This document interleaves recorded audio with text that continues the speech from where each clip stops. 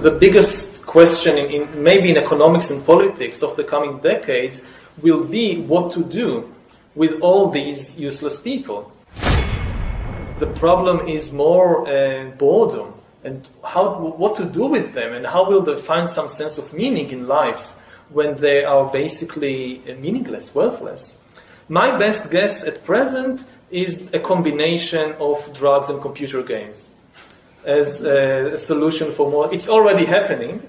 Under different titles, different headings, you see more and more people spending more and more time or solving their inner problems with drugs and computer games, both legal drugs and illegal drugs.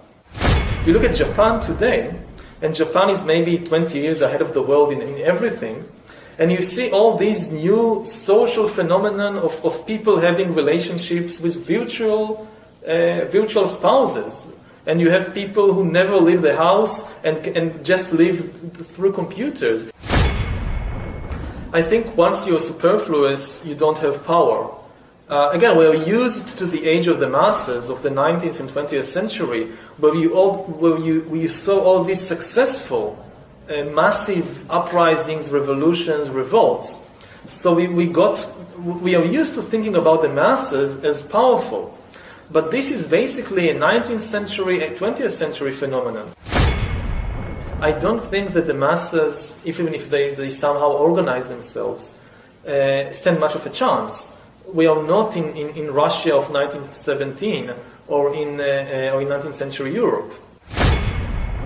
What we are talking about now is like a second industrial revolution, but the product this time will not be textiles or machines or vehicles or even weapons. The product this time will be humans themselves.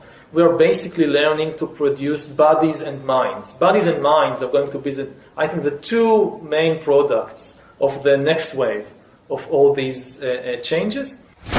That is optional. Again, and if you think about it from the viewpoint of the poor, it looks terrible. COVID is critical because this is what convinces people to accept, to legitimize total biometric surveillance.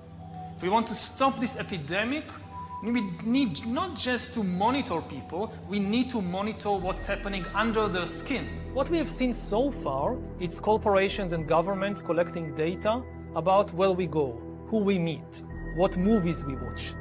The next phase is the surveillance going under our skin. We're now seeing mass surveillance systems established even in democratic countries, which previously rejected them. And we also see a change in the nature of surveillance. Previously, surveillance was mainly above the skin. Now it's going under the skin. Governments want to know not just where we go or who we meet. Above all, they want to know what is happening under our skin. What's our body temperature?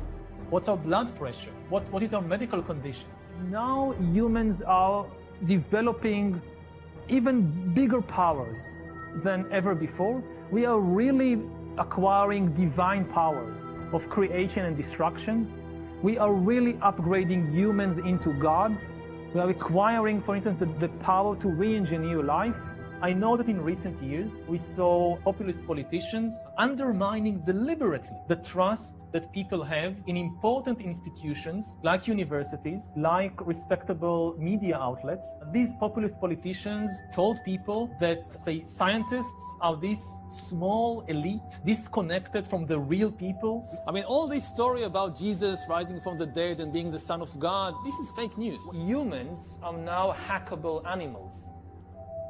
You know, the whole idea that humans have, they have this soul or spirit and they have free will and nobody knows what's happening inside me. So whatever I choose, whether in the election or whether in the supermarket, this is my free will, that's over. Animus delendi, the desire to destroy. The masks are indeed dropping from the faces of these slaves of Satan. And of course this demon is both of the tribe and a flaming sodomite. Thus he is doubly burning with diabolical misanthropy. And unless he be converted, it will send him to eternal hell.